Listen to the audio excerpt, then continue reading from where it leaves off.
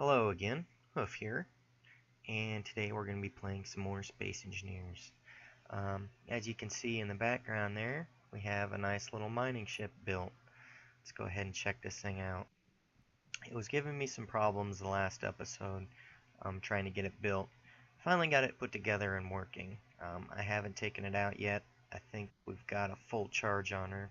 Yeah, it looks like all the batteries are charged up pretty good. There are 6 of them, so it should last about an hour, I hope.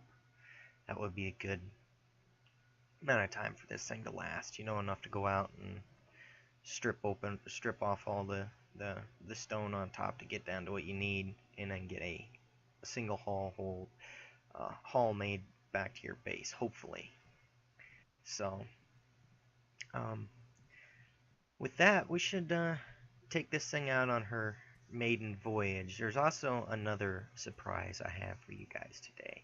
We've been talking about breaking this base down and moving it over there to start building inside of that and up on top and doing all sorts of cool things with that, and a subway system to be put together. So um, I'll show you guys that here in a little bit. Let's go ahead and take this thing out on our maiden voyage.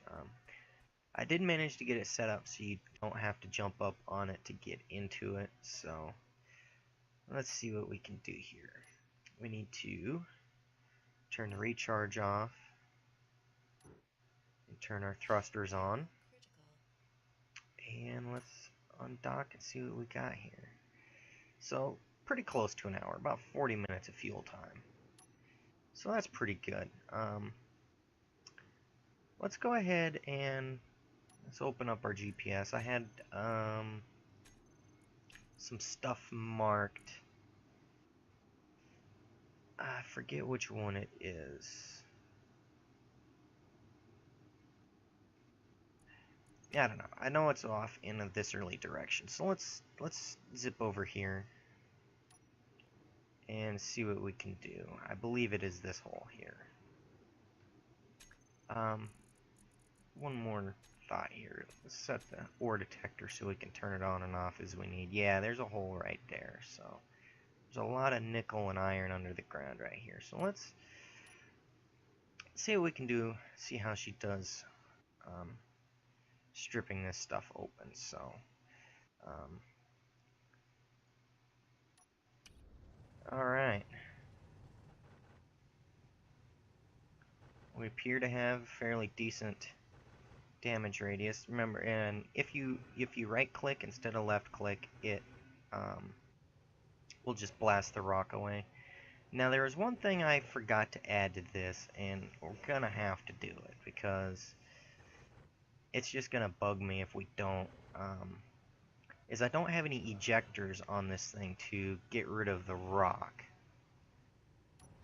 So I think we're just gonna move forward at about this pace, nice and slow, and strip away this rock. So I'm gonna go ahead and let you guys go. It seems to be working pretty good, so I'm gonna take the time, strip this all open, get to the iron and nickel underneath here, and I'll bring you guys back once we get some mining going. I may take a minute or two and put some ejectors on this thing so we can be kicking all this extra stone that we will inevitably collect as we start getting into the ore. So I'm gonna let you guys go, and I'll see you guys again here soon. Alright guys, we're back, and as you can see, I've managed to expose a fair amount of nickel and iron. This mining ship is working out extremely well, and for its cost and its abilities, it's not too bad.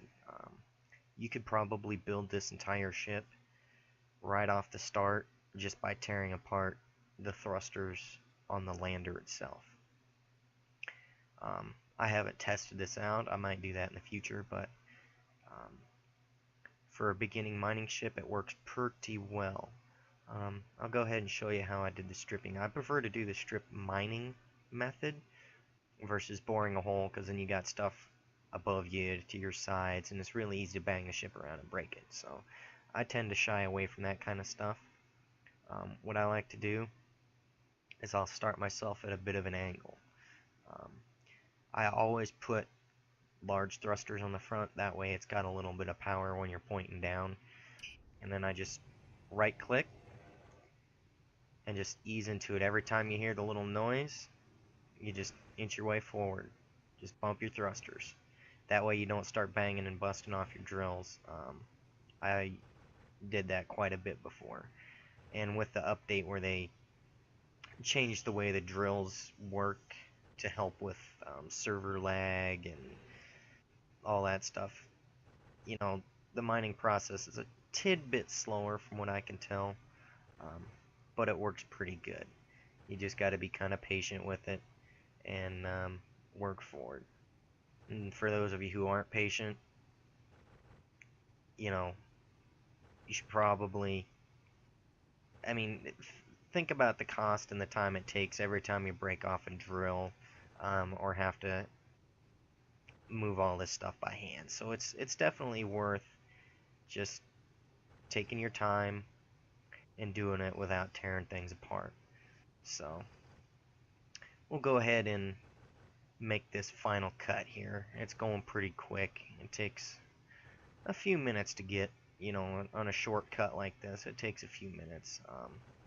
You gotta keep making some adjustments, so as you're not stripping away all the ore that you're trying to get to, because you never know how thick the actual vein may be. It may only be one layer, and you may only get one pass on it. So, because I've seen a couple different where I went in there just mining it by hand, and it was just a thin little tiny seam, and that was it. And I cut through it pretty quickly, and then had to move on. But this seems to be a fairly large deposit, so that might not be the case.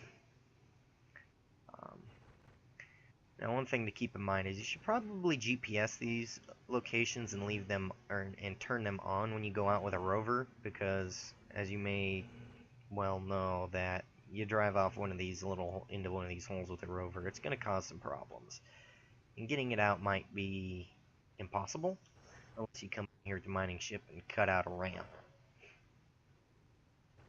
So, but if you do it right and you cut a slope into it as you come into the hole, and just kind of aim yourself up out like that and just kind of inch your way out, it'll make a fairly decent little slope, so you could drive a ship down in here, a rover down in here if you wanted. So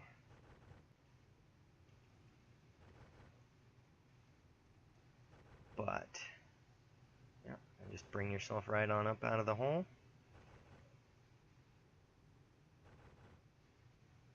Just like that.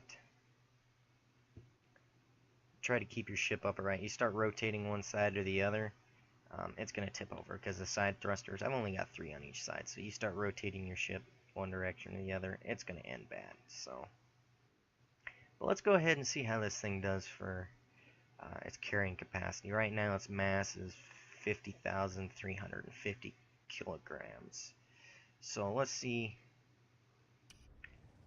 Let's start hitting our left mouse button this time and come down into this nickel, because we're going to need some of that. We got to build a lot of power cells. So bring ourselves down in nice and slow. Just let it cut, inch forward, let it cut, let it cut. Bump ourselves forward a little more. You can see our mass is coming up pretty quickly. So let's start pointing ourselves. Are we hitting at the bottom? No, we're not. But let's see, let's get our ship. So we're already up to 72, 75, so this thing's filling up fairly quickly, I think. When you right mouse click to blast the rock and stuff away, you get a bigger damage radius than when you're actually mining. So keep that in mind. You notice that our little trench here is getting much tighter. and it takes a little bit more time to do this. So I'm gonna go ahead and start leveling this thing off, bring it up a little bit, an inch forward and some more. Running out of mouse pad space here. Hang on. Alright. Alright, we're gonna start getting, we should be getting some iron now. Alright. We've effectively doubled our carrying capacity. What's our large cargo container at? It's full already. Wow. And so are our drills, so that sucker fills up pretty quick. So we'll have to come back to this. I'm going to GPS this spot right here in the middle, so we can come back to it, because we're going to need a lot of iron. So let's what this is. Let's change it to